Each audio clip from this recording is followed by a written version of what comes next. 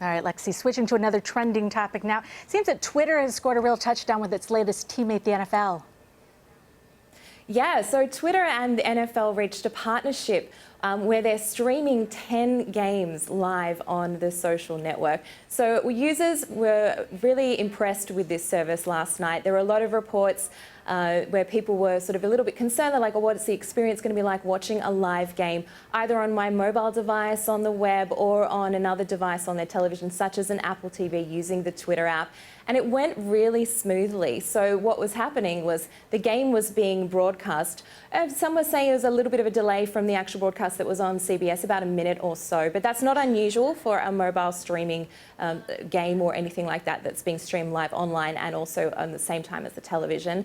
And what people were seeing when they were actually streaming the game was a live stream of all of the Twitter conversations surrounding the game at the same time, either right underneath the live broadcast if you were using the mobile app, or on the side of the screen if you were watching via TV. So all of the conversation, all of the fans were able to get into that discussion while the game was playing, and it went really, really smoothly. So, Alexi, how did the NFL decide to hook up with Twitter and live stream this game? Any reason why?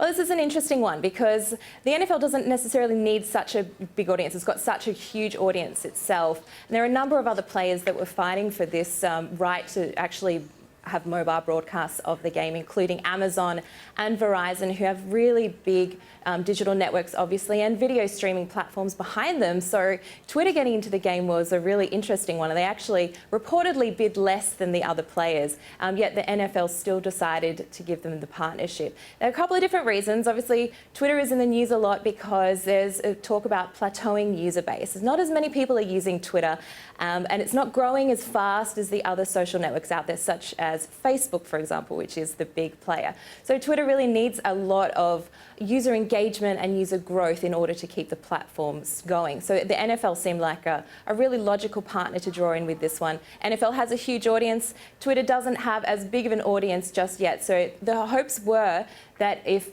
Twitter users were using the NFL live streaming option, and if they were new to the platform especially, that they would decide to stick around and try out Twitter for a bit, even after watching the game stream live, because you didn't have to have a Twitter account to watch the stream. You could watch it pretty much without an account whatsoever. No ads, no cable subscription. So that was a pretty big draw card as well for people to come across to Twitter and watch it live on that platform.